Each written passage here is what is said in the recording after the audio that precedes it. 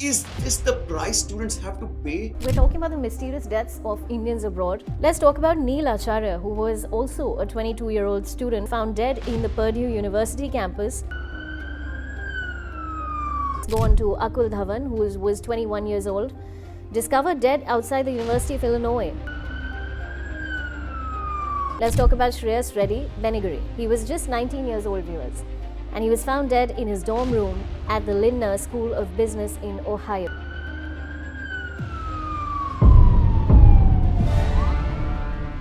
And the names keep going on. It really makes me pause and think.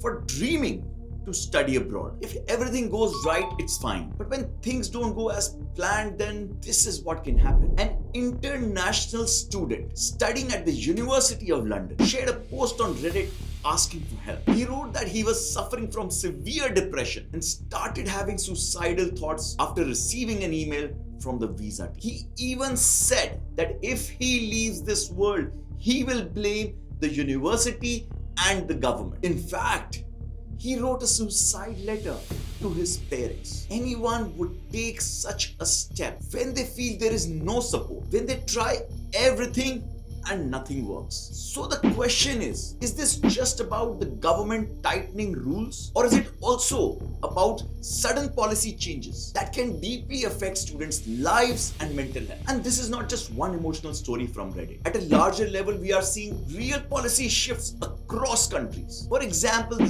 US paused student visas out of the blue last year, eliminating years of hard work for students who were planning to go and study in the US. The decision left thousands of Indian parents and students confused and uncertain about what's going to happen. According to a report, many consultants said that most students have spent years preparing, building profiles, taking exams, securing admits only to face this uncertainty. It revealed that nearly 10 out of 100 students were reconsidering their plan to study in the US this year. The student outbound reduced to 10%. And this isn't just a statistic. Another student, Rohan, said that despite securing admission in spring intake, he chose to defer the admission and reassess the policies. Students are no longer rushing, they are hesitating, they are reluctant, and they are waiting. And the data supports this shift. Another report shared 31% decline in Indian students going abroad over the last 2 years.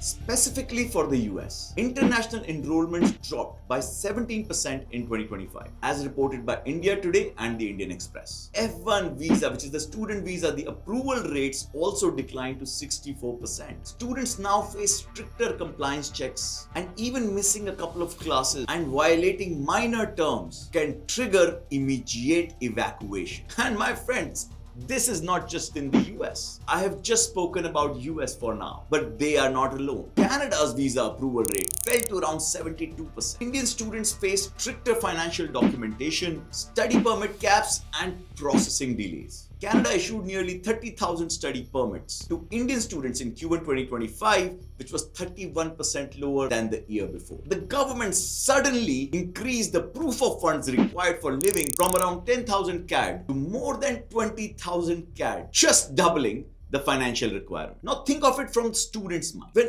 all of this is happening, you've been preparing for years, and suddenly a bomb is dropped onto your head, and whatever you have planned so far is null and void. The governments are not thinking from a student's mindset. And this doesn't end with Canada. While the UK shows higher visa success rates in high 90, entry conditions are also getting tight. For 2026 applicants, new English test requirements are getting added. Higher financial proofs are being required. To study in London, now the government is asking to show around £1,500 per month, which used to be around £1,170 per month before. And this is still a policy. What happens behind the doors is that when you apply for visa, countless number of students pay very high fees for priority and super priority visa categories, but their decisions are not given in time. Students miss their deadlines to join these universities.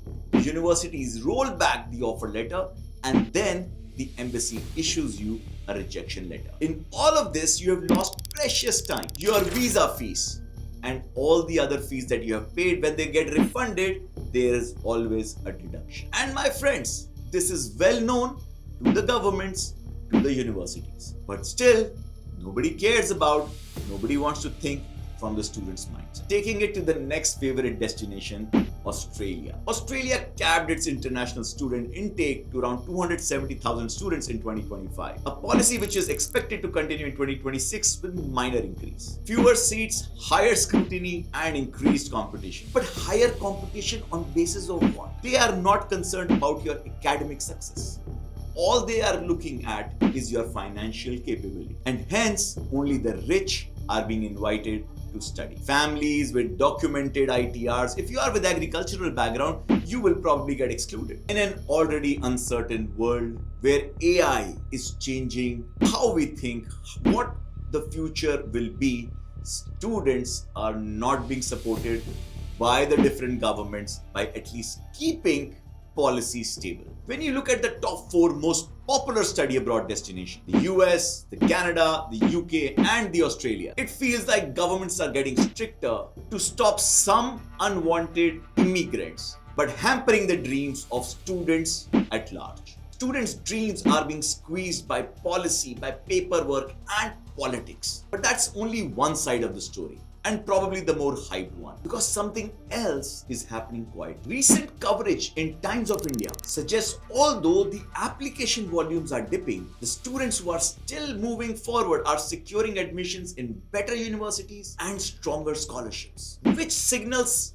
something important. All these countries are now looking for quality, not quantity. At the same time, there is a visible shift towards Europe. Inquiries, demand for countries like Germany, Ireland, France is actually increasing. And that makes sense. When the president of France, Emmanuel Macron, openly invites Indian students, where the tuition fees is much lower as compared to US and UK. When US plans to put a ban on H1B, Germany is the first one to react and invite the Indian technical talent. And both these countries are offering educations taught in English now. And that's what I've also broken down, especially about France, in this webinar that I recently did. You can find a link in the description and you can check that out if you want to know more about France as well. Because maybe this is not the end of the study abroad dream. Maybe it's just the end of doing it blindly. But I'm here, Piyush, your study abroad coach, helping you stay alert, aware, and know the reality while you make your decisions of studying abroad. Until then, I will see you all in the next video.